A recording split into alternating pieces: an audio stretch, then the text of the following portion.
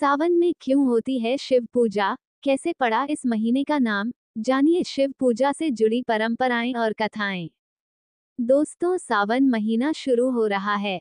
इसे शिव का महीना माना जाता है और पूरे महीने शिव आराधना की जाती है, जिसमें रुद्राभिषेक के बाद बिल्वपत्र और भस्म चढ़ाने समेत कई परंपराएं शामिल हैं। लेकिन ऐसा क्यों है? क्यों शिव जी को सावन का महीना पसंद है और इस महीने का नाम सावन कैसे पड़ा? आइए समझते हैं शिव पूजा की परंपराएं और कथाओं से। सावन दक्षिणायन में आता है, जिसके देवता शिव हैं, इसीलिए इन दिनों उन्हीं की आराधना शुभ फलदायक होती है। सावन के दौरान बारिश का मौसम होता है। पुराणों के मुताबिक शिवजी को चढ़ने वाले फूल पत्ते बारिश में ही आते हैं, इसलिए सावन में शिव पूजा की परंपरा बनी। स्कंद पुराण में भगवान शिव ने सनत कुमार को सावन महीने के बारे में बताया कि मुझे श्रावण बहुत प्रिय है। इस महीने की हर तिथि व्रत और हर दिन पर्व होता है, इसलिए इस महीने नियम संयम से रहते हुए पूजा करने से शक्ति और पुण्य बढ़ते हैं। इस महीने का नाम श्रावण क्यों? स्कंद और शिव पुराण के हवाले से जानकार इसकी दो वजह बताते हैं। पहली, इस महीने पूर्णिमा तिथि पर श्रवण नक्षत्र होता है। इस नक्षत्र के कारण ही महीने का ये नाम पड़ा। दूसरी वजह, भगवान शिव ने सनत कुमार को बताया कि इसका महत्व सुनने के योग्य है, जिससे सिद्धि मिलती है, इसलिए इसे श्रावण कहते हैं। इसमें निर्मलता का गुण होने से ये आकाश के समान है, इसलिए इसे नभा भी कहा गया है। सावन का महत्व बताते हुए महाभारत के अनुशासन पर्व में अंगिरा ऋषि ने कहा है कि जो इंसान मन और इंद्रियों को काबू में रखकर एक वक्त खाना खाते हुए श्रावण मास बिताता है, उसे कई तीर्थों में स्नान करने जितना पुण्य मिलता है। देवी सती ने ही पार्वती के रूप में दूसरा जन्म लिया था। इस जन्म में भी शिव को पति के रूप में पाने के लिए वे कठिन तप कर रही थीं। शिव ने पहले सप्तर्षियों को परीक्षा के लिए भेजा। सप्तर्षियों ने पार्वती के पास पहुंचकर शिवजी की बहुत बुराई की, उनके दोष गिनाए, लेकिन पार्वती अपने संकल्प पर अडिग रहीं। इसके बाद महादेव खुद आए। उन्होंने पार्वती जी को वरदान दिया और अंतर्धान हो गए। तभी एक बच्चे की आवाज सुनाई दी। पार्वती जहां तप कर रही थी, उसी के पास मौजूद तालाब में मगरमच्छ ने एक बच्चे का पैर पकड़ रखा था। पार्वती वहां पहुंची और मगरमच्छ से बच्चे को छोड़ने को कहा। मगरमच्छ ने अपना नियम बताते हुए इनकार किया कि दिन के छठे पहर में जो मिलता है, उसे आहार बना लेता हूँ। इस पर पार्वती ने पूछा, इसे छोड़ने के बदले क्या चाहोगे? मगरमच्छ ने कहा, अपने तप का फल मुझे दे देंगी, तो बालक को छोड़ दूंगा। पार्वती तत्काल तैयार हो गईं, पर मगरमच्छ ने उन्हें समझाया कि वे क्यों एक बालक के लिए अपने कठिन तप का फल दे रही हैं, लेकिन पार्वती ने दान का संकल्प किया। उनके ऐसा करते ही मगर का शरीर चमकने लगा। अचानक बच्चा और मगर दोनों गायब हो गए और उनकी जगह शिव प्रकट हुए। उन्होंने बताया कि वो परीक्षा ले रहे थे। चूंकि पार्वती ने अपने तप का फल शिव को ही दिया था, इसलिए उन्हें दोबारा तप करने की जरूरत नहीं रही। शिव को कामांतक भी कहते हैं। इसके पीछे कथा है।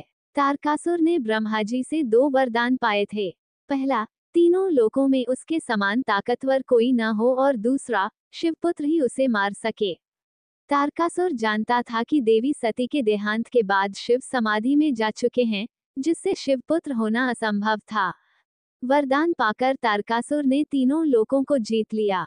उसके अत्याचार से परेशान होकर देवता ब्रह्मा जी के पास गए। उन्होंने देवताओं को वरदान के बारे में बताते हुए कहा कि केवल शिवपुत्र ही तारकासुर को मार सकता है, लेकिन शिवजी गहरी समाधि में हैं। हिमवान की पुत्री पार्वती शिव से विवाह के लिए तप कर रही हैं, लेकिन वे पार्वती की तरफ देखना भी नहीं चाहते। अगर महादेव पार्वती से विवाह कर पुत्र उत्पन्न करें, तभी इस दैत्य का वध संभव है। तब इंद्र ने कामदेव से कहा कि वे जाकर शिवजी के मन में देवी पार्वती के प्रति अनुराग जगाएं। कामदेव ने पुष्पबाण ध्यानमग्न शिवजी पर चला दिया। अचानक इस विघ्न से शिवजी बेहद गुस्सा हुए और उन्होंने तीसरे नेत्र से कामदेव को भस्म कर दिया। इस पर कामदेव की पत्नी रति ने शिवजी से प्रार्थना की कि वे उसके पति का जीवन वापस लौटा दें।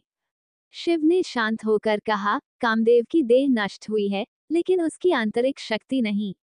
काम अब देह रहित होकर हर प्राणी के हृदय में रहेगा।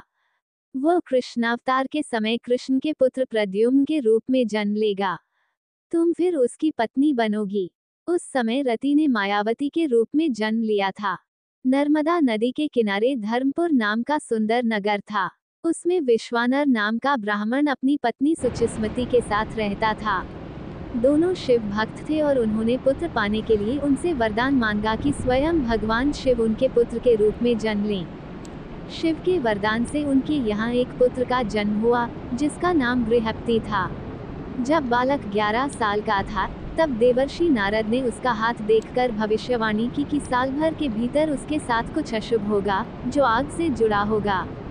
जब माँ बाप ये सुनकर दुखी हुए, तो बेटे ने उन्हें सांत्वना देते हुए कहा कि वे दुखी न हो, क्योंकि वह भगवान को प्रसन्न कर लेगा। इससे अनिष्ट टल जाएगा। माता पिता से आज्ञा लेकर वह शिव की नगरी काशी पहुंचा। वहां उसने गंगा के मणिकर्णिका घाट पर स्नान किया और पूरे साल शिवलिंग की पूजा की। जब नारद मुनि द्वारा बताया अनिष्ट समय आया, तो देवराज इंद्र ने प्रकट होकर उससे वरदान मांगने को कहा। बालक ने वरदान लेने से मना किया और कहा वो केवल भगवान शिव से ही वर प्राप्त करेगा। ये सुनकर इंद्र बहुत गुस्सा हुए और उन्होंने इस बालक को सबक सिखाने के लिए वज्र उठा लिया। बालक ने भगवान शिव से रक्षा की याचना की। तभी शिव प्रकट होकर बोले, डरो मत, मैं तुम्हारी परीक्षा लेने के लिए इंद्र के वेश में आया था। मैं तुम्हें अग्नीश्वर नाम देता हूँ। तुम आग्नेय दिशा दक्षिण पूर्व दिशा के रक्षक होगे। जो भी तुम्हारा भक्त होगा, उसको अग्नि, बिजली या अकाल मृत्यु का डर नहीं होगा। अग्नि को शिव का एक रूप कहते हैं। वो शिव का तीसरा नेत्र भी है।